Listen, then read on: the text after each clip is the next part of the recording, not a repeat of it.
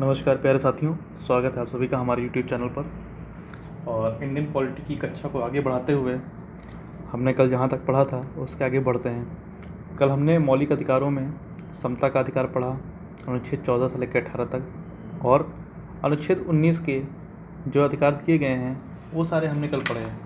अनुच्छेद 19 में हमने पढ़ा विचार एवं अभिव्यक्ति की स्वतंत्रता, शांतिपूर्ण और निरायुध सम्मेलन की स्वतंत्रता, संस्था या संघ बनाने का अधिकार, अबाध भ्रमण की स्वतंत्रता, निवास की स्वतंत्रता और कोई भी व्यापार या उपजीविका की स्वतंत्रता। इन 6 अधिकारों पर हमने चर्चा की थी। उम्मीद करते हैं कि आप रिवीजन कर रहे होंगे और साथ में पढ़ते भी जा रहे होंगे, नोट्स भी बना रहे होंगे, अच्छे से आप पढ़ाई कर रहे होंगे, सभी अच्छे से होंगे। तो आगे बढ़ते हैं। अनुच्छेद 19 के बाद हम मौलिक अधिकारों पर अपनी यात्रा आगे बढ़ाते हैं और अब हम बात करते हैं अनुच्छेद 20 की। अनुच्छेद 20 हमारा क्या कहता है, चलिए डिस्कस करते हैं। अनुच्छेद 20 देता है आपको अपराधों के लिए दोष सिद्धि के संबंध में संरक्षण। क्या है, थोड़े से वर्ड्स ऐसे हैं कि बहुत ही कलिष्ठ लगते हैं, परंतु आप घबराइए नहीं, इसका अर्थ आपको हम समझाएंगे। पहले आपको लिख देते हैं एक्चुअल में वर्डिंग क्या आती है। अपराधों के लिए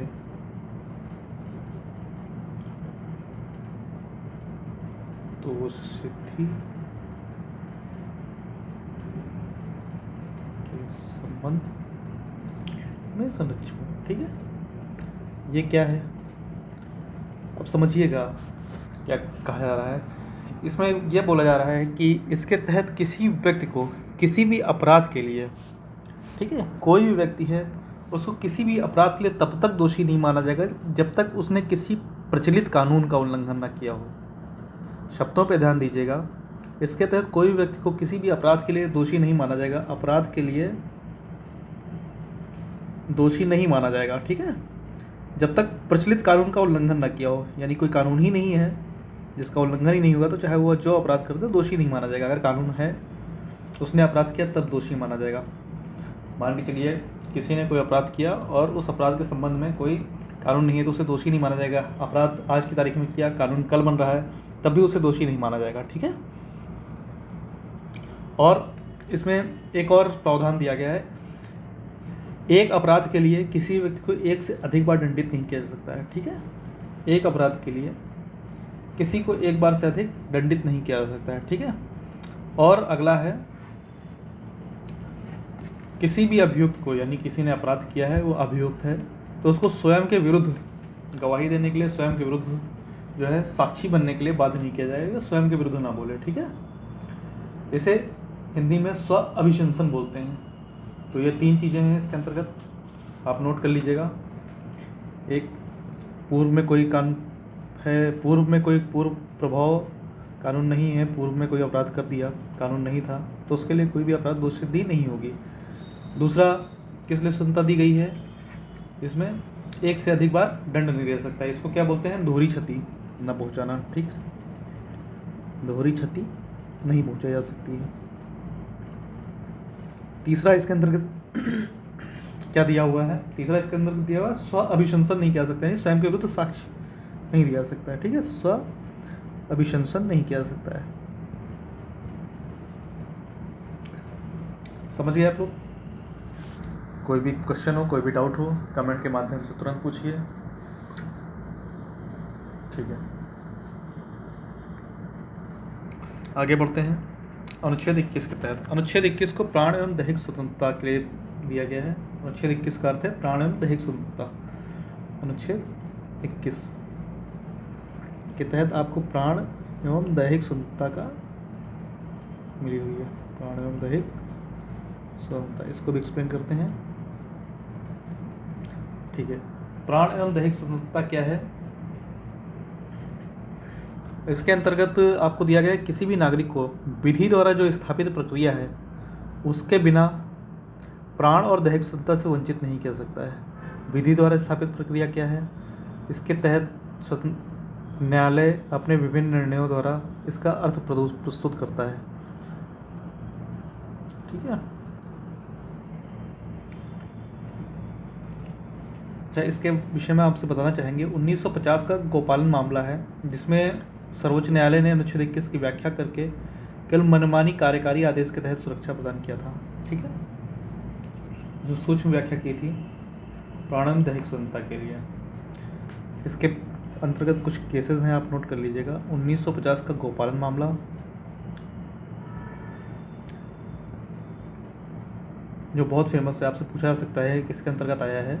और अनुच्छेद 21 के लिए एक और वाद है, 1978 का मेनका गांधी बनाम भारत सरकार। मेनका गांधी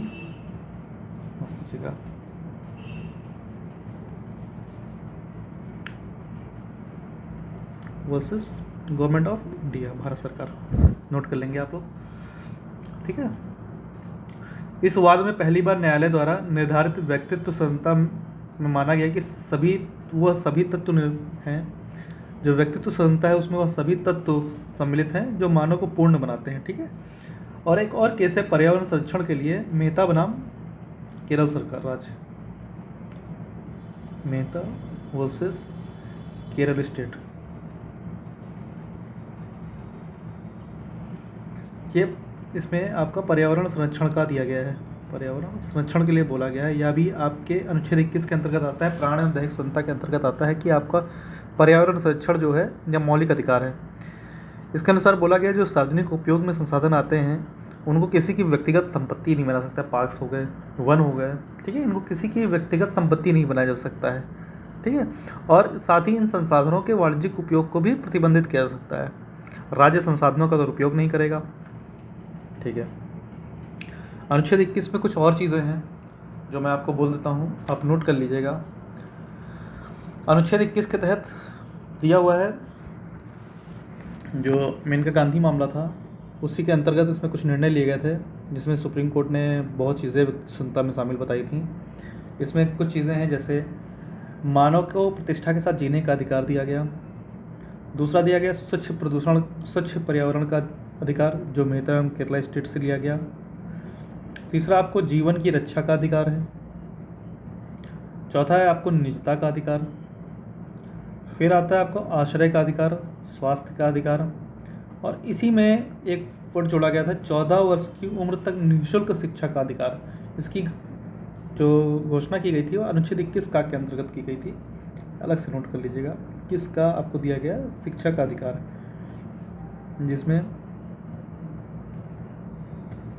6 वर्ष से 14 वर्ष तक के बच्चों को निःशुल्क शिक्षा का अधिकार है, जिसे राज्य देगा। ठीक है, निःशुल्क एवं अनिवार्य, आप ये टर्म ऐड कर लीजिए, अनिवार्य। ठीक है, और क्या है, अनुच्छेद 21 में आपको निःशुल्क कानूनी सहायता का अधिकार मिलता है। अनुच्छेद 21 में ही आपको अकेले कारावास में बंद होने के विरुद्ध अधिकार मिलता है, यानी कि आपको कारावास में अकेला नहीं बंद करा सकता है, आपके साथ कुछ लोग रहेंगे वहाँ पर यदि आप चाहेंगे तो। त्वरित सुनवाई का अधिकार मिलता है। हथकड़ी लगाने के विरुद्ध अधिकार मिलता है। किसी अमानवीय व्यवहार के विरुद्ध अधिकार मिलता है। यदि किसी को देर से फांसी दी जा रही है उसके विरुद्ध भी अधिकार मिलता है। विदेश यात्रा करने का अधिकार मिलता है। बंधुआ मजदूरी करने के विरुद्ध अधिकार मिलता है। हिरासत में शोषण के विरुद्ध अधिकार मिलता है। आपातकालीन चिकित्सा सुविधा का अधिकार मिलता है। ठीक है, और सरकारी अस्पतालों में समय पर उचित इलाज का अधिकार मिलता है। राज्य के बाहर ना जाने का अधिकार मिलता है, आपका अधिकार है आप राज्य के बाहर ना जाइए। ठीक है, कैदी के लिए जीवन की आवश्यकताओं का अधिकार मिलता है। महिलाओं के साथ आदर एवं सम्मानपूर्वक व्यवहार का अधिकार मिलता है आपको। ठीक है, जो सार्वजनिक फांसी के विरुद्ध अधिकार मिलता है, सुनवाई का अधिकार, और जो सूचना का अधिकार आपको मिला है वो इसी अनुच्छेद 21 के तहत है आपके पास। प्रतिष्ठा का अधिकार, 2 सिद्धि वाले न्यायालय आदेश से अपील का अधिकार, सामाजिक सुरक्षा और पर्यावरण संरक्षण का अधिकार। ठीक है, सामाजिक आर्थिक न्याय जो भी है इसके लिए सशक्तिकरण होने का अधिकार। ठीक है, और भी शोर और प्रदूषण होता है इसके विरुद्ध भी आपके पास अधिकार है। आप नहीं चाहते आपकी निजी लाइफ में शोर हो, प्रदूषण हो, उससे आप भ्रमित हो रहे हैं, आप इसके विरुद्ध भी कोर्ट में जा सकते हैं। और आपको एक बिजली का अधिकार भी मिला हुआ है। ठीक है, ये सारे अधिकार अनुच्छेद 21 में मिले हैं। अनुच्छेद 21 बहुत विस्तृत हो जाता है, इसलिए आगे बढ़ते हैं। अनुच्छेद 21 का के बाद अब हम आते हैं अनुच्छेद 22 के पर। अनुच्छेद 22 हमारा है गिरफ्तार निरोध एवं गिरफ्तारी से संरक्षण। बताते हैं इसके विषय में भी आपको अगले पेज पे। अनुच्छेद 22, अनुच्छेद 22 आपको देता है निरोध एवं गिरफ्तारी से संरक्षण। आप लोग नोट करते जाइएगा जो भी हम पढ़ा रहे हैं, तो बहुत चीज़ें यहाँ पे नोट नहीं हो पा रहा है, आपको बोल देते हैं, आप नोट कर लीजिएगा वीडियो पॉज करके या वीडियो स्लो करके। इसमें क्या होता है, अनुच्छेद 22 किसी भी व्यक्ति को गिरफ्तारी या निरोध से संरक्षण कब देता है। इसके तहत अगर किसी व्यक्ति को गिरफ्तार किया जाता है तो गिरफ्तार करने के साथ ही शीघ्र ही उसे कारणों से परिचित कराया जाना है, किसके आधार पर उस व्यक्ति को गिरफ्तार किया गया। ठीक है, अनुच्छेद 22 दो भागों में है, एक है साधारण कानून से संबंधित मामले और दूसरा निवारक हिरासत। तो अनुच्छेद 22 में दो भाग हैं। पहला एक साधारण कानून से, ठीक है, साधारण कानूनी मामले, और दूसरा भाग आता है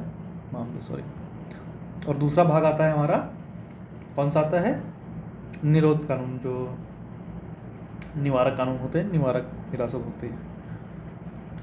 निवारक हिरासत का मतलब होता है जैसे किसी व्यक्ति के विरुद्ध लगता है कि यह कुछ कर सकता है या देश विरोधी कुछ गतिविधियां हो सकती हैं या कुछ और कार्य कर सकता है, उसको निवारक कानून के तहत कैद में लिया जाता है उस कार्य को करने से रोकने के लिए, उस अपराध को होने से रोकने के लिए। ठीक है, तो साधारण कानूनी मामले में क्या क्या आपको अधिकार मिलता है, देखिए जरा सा।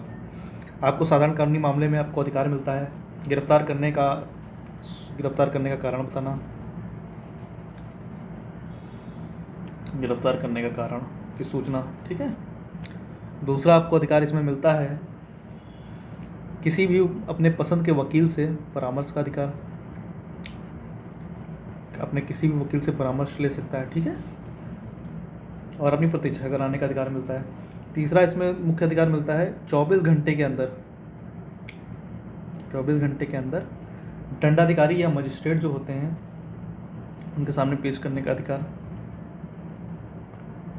के समक्ष पेश करने का अधिकार। ठीक है,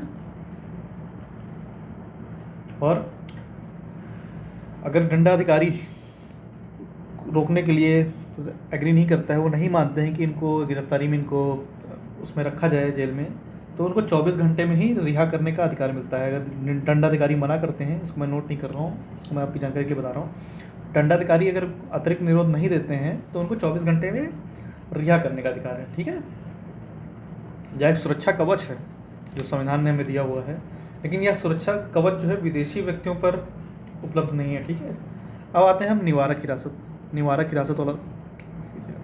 हिरासत कानून में आपको क्या क्या दिया गया है। निवारक हिरासत कानून में आपको दिया गया है जो कुछ इसके दंड विषयक कानून है जिसके अंतर्गत लोगों को हिरासत मिला जाता है। इसमें व्यक्ति की हिरासत 3 माह से ज़्यादा, 3 माह तक हिरासत में रखा जा सकता है। 3 माह से ज़्यादा तब तक नहीं बढ़ाई जा सकती है जब तक कि सलाहकार बोर्ड इस मामले में उचित कारण ना बताए। ठीक है, बिना उचित कारण के एक सलाहकार बोर्ड बनेगा, उस सलाहकार बोर्ड में उच्च न्यायालय के न्यायाधीश होंगे और जब तक वो कारण नहीं बताएंगे। ठीक है, संबंधित व्यक्ति जिसको बताया गया है, जिसको निवारक हिरासत में लिया गया है, उसको इसका कारण बताना है। ठीक है, निरोध का आधार बताना पड़ेगा, लेकिन सार्वजनिक हित के विरुद्ध इसे बताना आवश्यक नहीं है। और इसको भी अपना अधिकार है कि वह निरोध के आदेश के विरुद्ध, निरोध के आदेश यानी रोकने के आदेश के विरुद्ध क्या कर सकता है, अपना प्रतिवेदन कर सकता है। ठीक है, अपना प्रतिवेदन कर सकता है, समझ गए। अच्छा, ये निवारक हिरासत में कैसे है, किसके तहत, इसके विषय में भी संपूर्ण रूप से कानून बनाया गया है, पूरा इसका स्पष्टीकरण किया गया है। ठीक है, 44वें संविधान संशोधन 1978 द्वारा निरोध की अवधि को 3 माह से 2 माह कर दिया गया। ठीक है, जबकि यह अभी तक आई नहीं है, अभी तक भी यह 3 माह ही है, यह प्रयोग में नहीं आई है। कुछ निवारक निरोध कानून जो संसद द्वारा बनाए गए हैं, एक निवारक निरोध अधिनियम 1950 में बनाया गया था, जो उसे 1969 में समाप्त कर दिया गया। फिर मीसा बना था 1978 में, मीसा यह बना था 1971 में, इसे 1978 में निराशित कर दिया गया। मीसा था आंतरिक सुरक्षा अधिनियम। ठीक है, फिर विदेशी मुद्रा का संरक्षण एवं व्यसन निवारण अधिनियम यानी कि कोफेप्सपोसा, यह बना था एक्ट 1974 में। ये सब निवारक हिरासत वाले कानून, जो निवारक वाले कानून हैं, इनके बारे में आपको बता रहे हैं। फिर राष्ट्रीय सुरक्षा अधिनियम, जिसको NSA बोलते हैं, राष्ट्रीय सुरक्षा अधिनियम, इसको बनाया गया था 1980 में, ठीक है। फिर चोर बाजारी रोकने के लिए अधिनियम 1980 में ये भी बनाया गया था, PBMSECA करके, इसको भी 1980 में बनाया गया था। फिर एक बनाया गया टाडा के बारे में आप जानते हैं, टेररिस्ट एक्टिविटीज़ कंट्रोल के लिए बनाया गया, आतंकवादी एवं विध्वंसक क्रियाकलाप निवारक, जहाँ 1985 में बनाया गया और इसे 1995 में समाप्त कर दिया गया। पोटा इसी प्रकार बनाया गया था 2000 में, इसे 2004 में निरस्त कर दिया गया, ठीक है। अच्छा, इसके तहत निवारक कानून के तहत संसद के साथ साथ राज्य सरकारें भी समय समय पर अपने कानून बनाती हैं। जैसे उत्तर प्रदेश सरकार ने एक अभी हाल ही में कानून बनाया हुआ है 2017 में, यह है संगठित अपराध नियंत्रक अधिनियम। ये उत्तर प्रदेश सरकार का है, ये आप जरूर नोट कर लीजिएगा, इसके बारे में प्रश्न भी आ सकता है। संगठित अपराध नियंत्रक अधिनियम यूपी का बनाया गया है, यूपी कोका नाम से। यह कब लाया गया? 2017 में अस्तित्व में आया है, ठीक है। अनुच्छेद 20 आपको बताया, 21 बता दिया आपको, अनुच्छेद 22 भी आपको बता दिया। अब आते हैं, अनुच्छेद 20 आपको बताया था, 21 बता दिया, 22 हो गया। अब आगे बढ़ते हैं, अपने अगले मूल अधिकार की तरफ बढ़ते हैं। स्वतंत्रता के बाद अब अगला स्वतंत्रता का अधिकार के बाद अब अगले अधिकार के विरुद्ध अगले अधिकार के लिए बढ़ते हैं, जो है शोषण के विरोध अधिकार, जहाँ अनुच्छेद 23 और 24 में आपको दिया गया है शोषण के विरोध अधिकार। तो आइए एक एक अनुच्छेद आपसे डिस्कस करते हैं। आर्टिकल 23 यानी आर्टिकल अर्थात अनुच्छेद, ठीक है। आर्टिकल 23 यानी अनुच्छेद 23 क्या कहता है? या मानव जो दुर्व्यापार है और बलात् श्रम का निषेध करता है। नोट कर लीजिए इसको, मानव दुर्व्यापार एवं बलात् श्रम का निषेध। इसके अंतर्गत क्या बोला गया है? मानव दुर्व्यापार या और बलात् श्रम जिसको बेगार भी बोलते हैं, ठीक है। इसके तहत कोई भी कार्य अगर किया जाता है, इसके अंतर्गत, इस व्यवस्था के अंतर्गत इसका उल्लंघन किया जाता है तो कानून के अनुसार दंडनीय होगा, और यह अपराध नागरिक और गैर नागरिक दोनों को है, ठीक है। और यह अधिकार आपको सिर्फ केवल राज्य के विरुद्ध ही नहीं, राज्य की परिभाषा अनुच्छेद 12 के तहत आपको पता ही है, सिर्फ राज्य के विरुद्ध ही नहीं बल्कि व्यक्तियों के खिलाफ भी आपको मिलते हैं। मानव दुर्व्यापार में क्या क्या शामिल है, नोट कर लीजिए अगर आपको नहीं पता है। मानव दुर्व्यापार में शामिल है जैसे पुरुष, महिला एवं बच्चों की वस्तु के जैसे खरीद एवं क्रय विक्रय उनका, ठीक है। दूसरा क्या है? महिलाओं एवं बच्चों का अनैतिक दुर्व्यापार, जिसमें वेश्यावृत्ति भी शामिल है, ठीक है। देवदासी प्रथा एवं दास प्रथा, और इसके लिए संसद द्वारा अनैतिक दुर्व्यापार निवारण अधिनियम 1956 में बनाया गया है। बलात् श्रम का क्या अर्थ है? बेगार मतलब बिना किसी पारिश्रमिक के, बिना किसी मेहनताना दिए काम कराना। या जमींदारों के समय चलती थी, नौकरों से या उधार लेने वालों से बिना कोई मेहनताना दिए, बिना कोई भुगतान दिए कार्य कराते थे। परंतु अनुच्छेद 23 बेगार या बंधुआ मजदूरी पर भी रोक लगाता है, ठीक है। किसी भी व्यक्ति को उसकी इच्छा के विरुद्ध आप कार्य नहीं करा सकते हैं। आर्टिकल 24 पे आते हैं। अगर आप कुछ ये नोट करना है, नोट करके बताएं तो आप एक बार कमेंट करके मुझे बताइएगा, मैं आपको नोट करके एक एक चीज़ बता दूंगा। आर्टिकल 24 आपसे क्या कहता है? या इसके तहत बाल श्रम को प्रतिबंधित किया गया है, ठीक है। जैसे कारखानों आदि में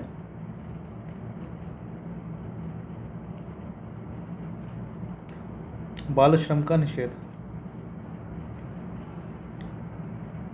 अब इसमें समझने वाली बात है, कारखानों आदि में जो भी क्या क्या चीज़ें दी गई हैं, कौन कौन से टर्मिनोलॉजी यूज़ किए गए हैं इसके लिए यूज़ किया गया। जैसे फैक्ट्री हो गया, कारखानों आदि में क्या क्या आ जाता है आपका? फैक्ट्री, खान, और ऐसे कोई गतिविधि, निर्माण कार्य, रेलवे या अन्य कोई गतिविधि जिसमें संकट की व्यवस्था, परिसंकट उत्पन्न हो सके, जो थोड़ा रिस्की हो, ठीक है। उसमें 14 साल से कम उम्र के बच्चों का, अगर लेस देन 14 ईयर्स हैं तो उनका जो है नियोजन प्रतिबंधित करता है, ठीक है। लेकिन अगर कोई कार्य जो नुकसान नहीं पहुंचाता है और निर्दोष कार्य है, उसमें नियोजन का या प्रतिषेध नहीं करता है, ठीक। लेकिन भारत सरकार द्वारा सन 2005 में एक बाल संरक्षण अधिनियम पारित किया गया था, जिसे 2006 में लागू कर दिया गया, और इसके तहत 14 साल से कम उम्र के बच्चों को अगर घरेलू नौकर रखा जाता है और किसी व्यावसायिक प्रतिष्ठान जैसे होटल, रेस्टोरेंट, दुकान आदि में अगर नियोजित किया जाता है तो इसके विरुद्ध भी दंडात्मक कार्रवाई की जाएगी।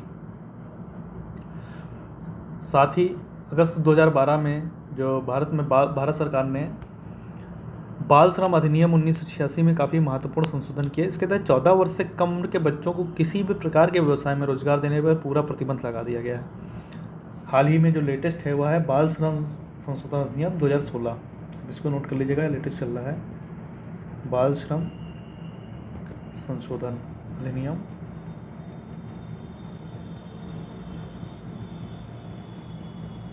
2016। इसके तहत 14 साल से कम उम्र के जितने भी बच्चे हैं, परिवार से जुड़ा कोई पारिवारिक व्यवसाय उसको छोड़कर किसी भी प्रकार के व्यवसाय में, भले वह संगठित हो असंगठित हो, रोजगार देने पर पूर्ण प्रतिबंध लगाया गया है, ठीक है। ये हो गए दोनों हमारे अनुच्छेद 23 और अनुच्छेद 24 शोषण के विरुद्ध अधिकार। आपको परसों पिछली क्लास में आपको हमने सारे अधिकार बताए थे, शोषण के विरुद्ध अधिकार हो गए। अब आते हैं हम धार्मिक स्वतंत्रता के अधिकार पर। धार्मिक स्वतंत्रता का अधिकार अनुच्छेद 25, 26, 27 और 28 में दिया हुआ है, नोट करिएगा। अनुच्छेद 25 क्या कहता है? अनुच्छेद 25 कहता है, अनुच्छेद 25 के अनुसार लोक व्यवस्था, सदाचार एवं स्वास्थ्य के अधीन रहते हुए सभी व्यक्तियों को अंतःकरण की स्वतंत्रता का और उनके धर्म को अबाध रूप से मानने, आचरण करने और प्रचार करने का अधिकार होगा, ठीक है। लेकिन आप पहले नोट कर लीजिए इसको, आप लोग नोट करेंगे, मैं नोट करके आपको बता देता हूँ, ठीक है। अंतःकरण की और धर्म को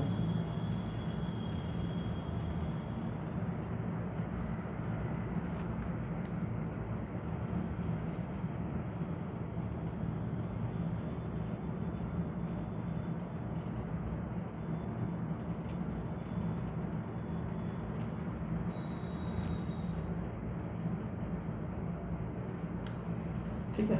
अंतःकरण की स्वतंत्रता का अर्थ क्या होता है? अंतःकरण की स्वतंत्रता का अर्थ होता है किसी व्यक्ति को भगवान या उसके रूप को अपने ढंग से अपने संबंध को बनाने की आंतरिक स्वतंत्रता, ठीक है। क्या अंतःकरण की हो गई। मानने का अधिकार क्या होता है? धर्म को मानने का अधिकार, अपने धार्मिक विश्वास और आस्था के सार्वजनिक और बिना भय की घोषणा कर सकता है वह कि उसका धार्मिक विश्वास किस धर्म के साथ है। आचरण का अधिकार होता है, यानी धार्मिक पूजा, परंपरा और समारोह करने और अपनी आस्था और विचारों के प्रदर्शन की स्वतंत्रता मिलता है, यह आचरण का अधिकार होता है। प्रचार का अधिकार जो आपको बताया, प्रचार का अधिकार होता है अपनी जो धार्मिक आस्थाएं हैं या किसी अन्य को प्रचार प्रसार कर सकता है, अन्य के साथ अपने सिद्धांतों को प्रकट कर सकता है। लेकिन इसमें धर्मांतरण कराने का अधिकार नहीं है। जबरदस्ती अगर धर्मांतरण कराया जा रहा है तो इसके विरुद्ध दंड है, ठीक है। अब आते हैं अनुच्छेद 26 के तहत। अच्छा, अनुच्छेद 25 के तहत ही सिखों को कृपाण रखने का अधिकार दिया गया है, ठीक है। और इसमें हिंदुओं में ही सिख, जैन और बौद्धों को भी सम्मिलित किया गया है, ठीक है। इसी संदर्भ में अनुच्छेद 26 में आते हैं, तो कुछ महत्वपूर्ण अनुच्छेद हैं। अनुच्छेद 26 आपको धार्मिक कार्यों के प्रबंधन की स्वतंत्रता प्रदान की गई है अनुच्छेद 26 के तहत, नोट कर लीजिए। धार्मिक कार्यों के प्रबंधन की स्वतंत्रता, ठीक है। इसके अंतर्गत क्या कहा गया? प्रत्येक धार्मिक संप्रदाय को धार्मिक संस्थानों की स्थापना और उनके पोषण आदि के संबंध में प्रबंधन करने का अधिकार है, ठीक है। यह अधिकार धार्मिक संप्रदाय और उसके किसी भी अनुभाग यानी संस्थान को मान्य है, ठीक है।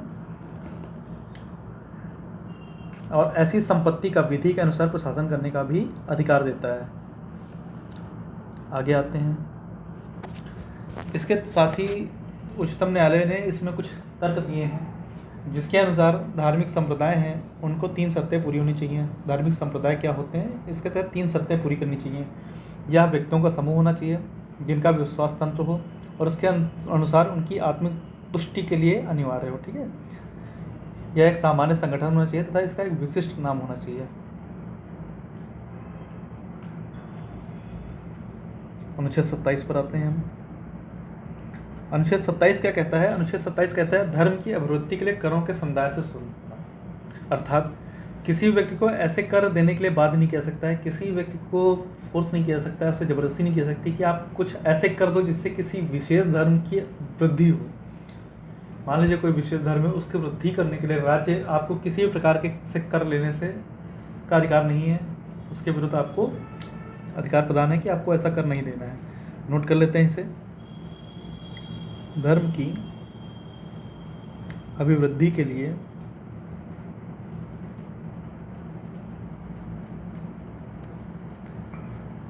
करों के समुदाय से स्वतंत्रता, करों के समुदाय से स्वतंत्रता। अब धर्म की वृद्धि के लिए कोई भी कर न देने के लिए स्वतंत्र है। ठीक है, आगे आते हैं, जी समझ गए आप। अनुच्छेद 28 पर।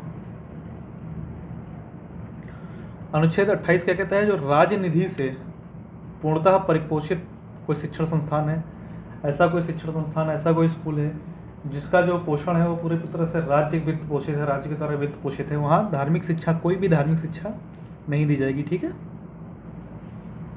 और राज्य से मान्यता प्राप्त जो भी शिक्षण संस्थान है उनमें उपस्थित होने वाले किसी भी व्यक्ति को या ऐसी संस्था में दी जाने वाली धार्मिक शिक्षा में भाग लेने जो उपस्थित होने के लिए बाध्य नहीं किया जा सकता है।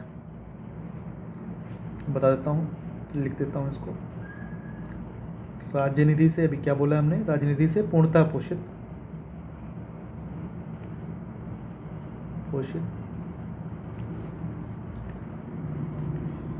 किसी शिक्षण संस्थान में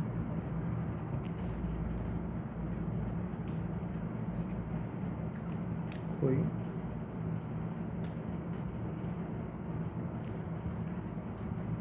धार्मिक शिक्षा नहीं दी जाएगी। अच्छा, आपको पता है इस अनुच्छेद 28 को लाने का अर्थ क्या था? अनुच्छेद 28 को और इसके विभिन्न उपबंधों को 25 से 28 तक लाने के लिए यह था कि एक पंथ निरपेक्ष राज्य व्यवस्था की स्थापना करना था।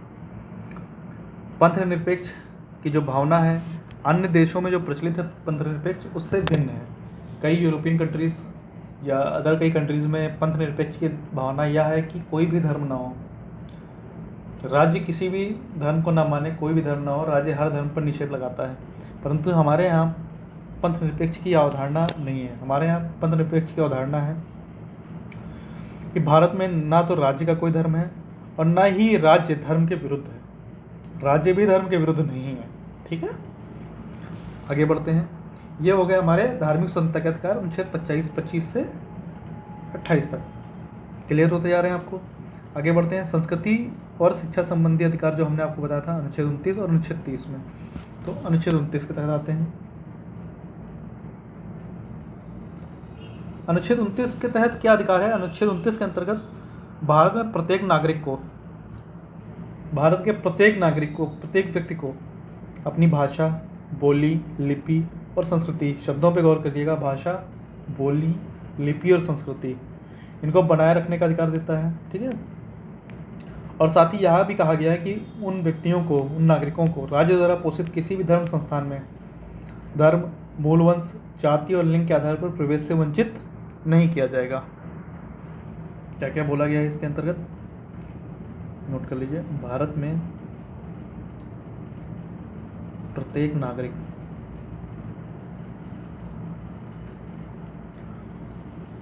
को अपनी भाषा, बोली, ठीक है, लिपि, संस्कृति को बनाए रखने का अधिकार है। ठीक है, बनाए रखने का अधिकार दिया गया है। साथ ही कहा गया है, इसके अतिरिक्त और क्या कहा गया है? इसके अतिरिक्त कहा गया है कि उसे राज्य द्वारा पोषित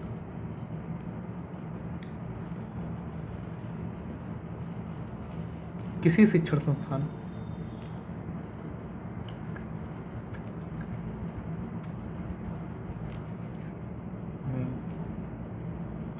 शब्द नोट करिएगा, धर्म, मूलवंश, जाति। यह शब्द आपको कहीं सुने सुने लग रहे होंगे, आपको बताया गया है एवं लिंग के आधार पर।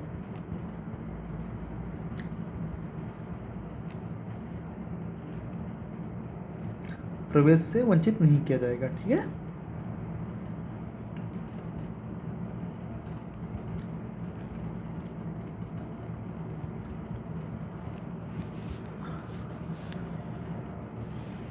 भारत में प्रत्येक नागरिक को अपनी भाषा, बोली, लिपि, संस्कृति को बनाए रखने का अधिकार मिलेगा और राज्य द्वारा पोषित किसी शिक्षण संस्थान में धर्म, मूलवंश, जाति एवं लिंग के आधार पर प्रवेश से वंचित नहीं किया जाएगा। आगे आते हैं अनुच्छेद 30 के तहत नए पृष्ठ पे आ जाते हैं। अनुच्छेद 30 क्या कैसे आ गया, थोड़ा सा चेंज हुआ है। आगे आते हैं अनुच्छेद 30 पे। टेक्नोलॉजी में ऐसी छोटी मोटी ग्लिचेज आती रहती हैं, तो इस पर ध्यान मत दीजिए, अपनी पढ़ाई पर कंटिन्यू ध्यान देते रहिए। अनुच्छेद 23 के अंतर्गत अधिकार दिया गया है अल्पसंख्यक वर्गों को धार्मिक एवं भाषायिक अधिकार दिए गए हैं, ठीक है। धार्मिक एवं भाषायिक रूप से जो अल्पसंख्यक वर्ग हैं उनको, उनके लिए प्रावधान दिए गए हैं, उनको अधिकार दिए गए हैं। यह किस प्रकार के अधिकार हैं? अल्पसंख्यकों को दिए गए हैं। अल्पसंख्यक किस प्रकार के? भाषाई एंड धार्मिक। क्या अधिकार दिए गए हैं? अपनी शिक्षण संस्थाओं की स्थापना, स्वयं के शिक्षण संस्थानों की स्थापना, उनका प्रबंधन, ठीक है। और क्या अधिकार दिया गया है? और अधिकार दिया गया है कि राज्य आर्थिक सहायता अगर प्रदान करता है तो इस आधार पर भेद नहीं करेगा, किसी शिक्षण संस्था का प्रबंधन किसी अल्पसंख्यक वर्ग द्वारा किया जा सकता है, ठीक है। नोट करा देता हूँ, राज्य आर्थिक सहायता प्रदान करने में आधार पर भेद नहीं करेंगे कि किसी शिक्षण संस्थान को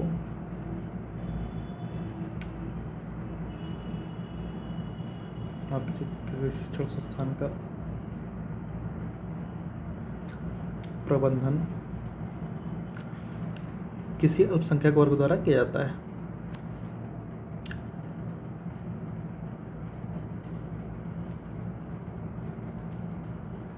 द्वारा किया जा रहा है, ठीक है।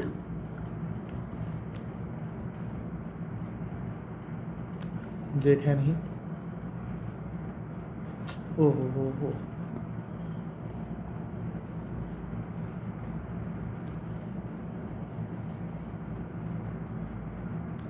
ठीक है, ये हो गए हमारे अनुच्छेद 29 और 30। अब आगे आते हैं हम संवैधानिक उपचारों का अधिकार, बहुत ही महत्वपूर्ण है।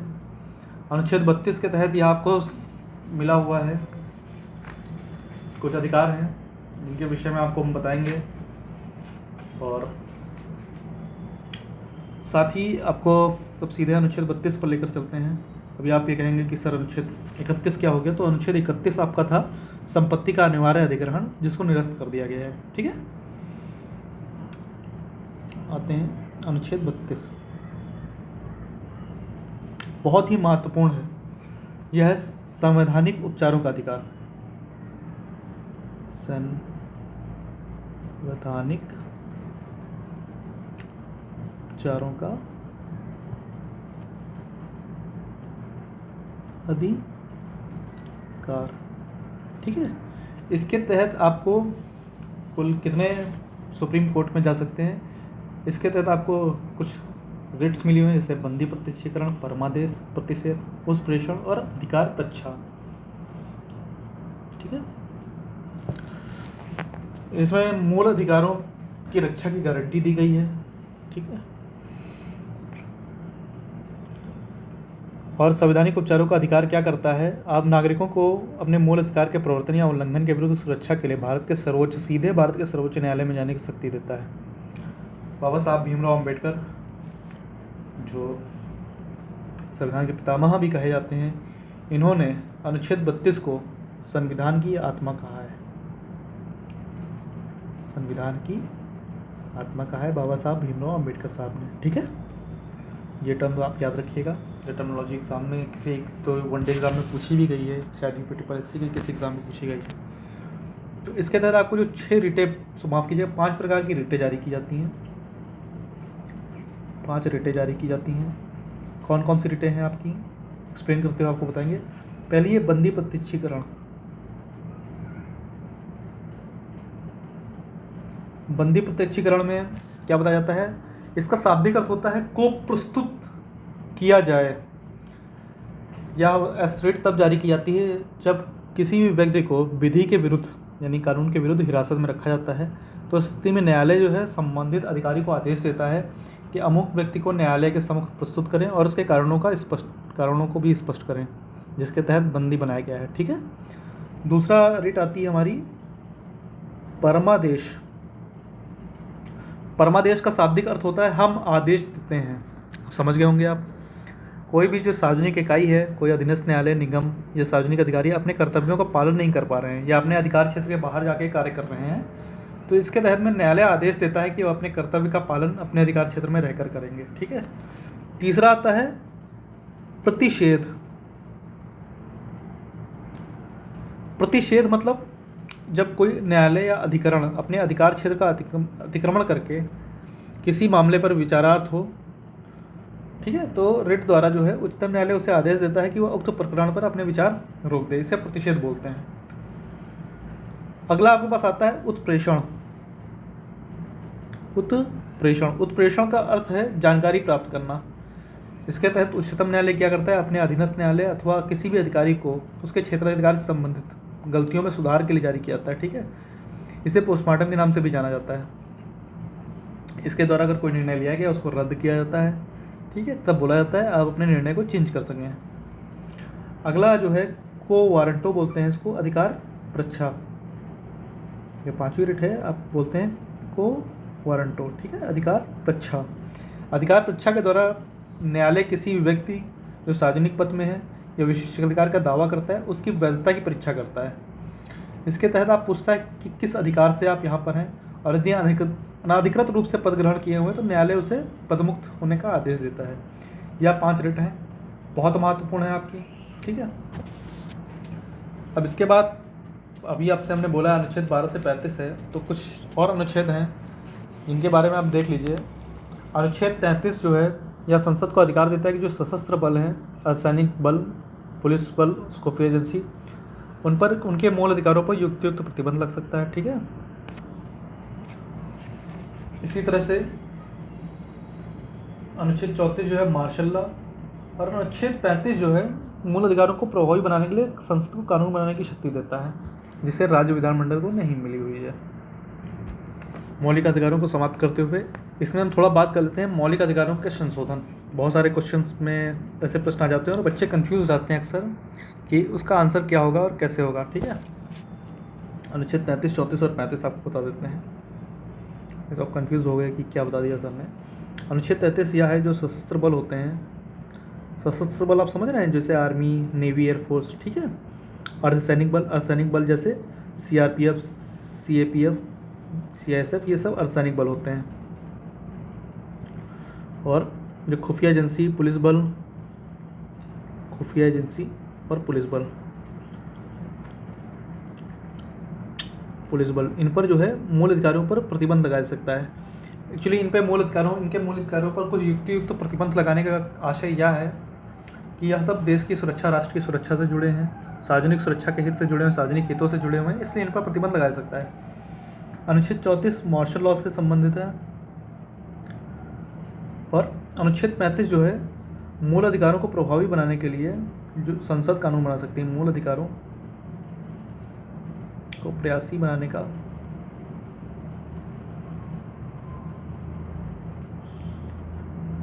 संसद को अधिकार। अब मूल अधिकारों पर हमारा आखिरी टॉपिक बचा हुआ है, मूल अधिकारों में संशोधन कर सकती है नहीं कर सकती है संसद। ठीक है, इसके विषय में आइए बात कर लेते हैं, उसके बाद आज की क्लास हम समाप्त करेंगे। तो सबसे पहले आता है हमारा गोलकनाथ बनाम पंजाब राज्य का मामला। ये है गोलकनाथ वर्सेस पंजाब स्टेट। ये जो मैटर आता है, इसमें उच्चतम न्यायालय ने निर्णय दिया कि संसद जो है संविधान के अनुच्छेद 368 के तहत मौलिक अधिकारों में संशोधन नहीं कर सकती है। ठीक है, इसमें न्यायालय ने कहा संविधान अनुच्छेद 368 के अंतर्गत, आप लोग नोट कर लीजिएगा, संसद जो है संविधान के अनुच्छेद 368 के अंतर्गत मौलिक अधिकारों में संशोधन नहीं कर सकती है। ठीक है, और केशवानंद बनाम अगला जो महत्वपूर्ण है, इसे बहुत महत्वपूर्ण माना जाता है। इसके विषय में एक बार केशवानंद भारती वर्सेस केरला स्टेट, इसके विषय में कभी हम अलग से भी चर्चा करेंगे। इस मामले में उच्चतम न्यायालय ने जो 24वां संविधान संशोधन हुआ था उसको निलंबित कर दिया था। ठीक है, और साथ में निर्णय दिया था संसद संविधान के मूल ढांचे में ही परिवर्तन नहीं कर सकती है, या मूल ढांचे से संबंधित है। ये बहुत बड़ा इसमें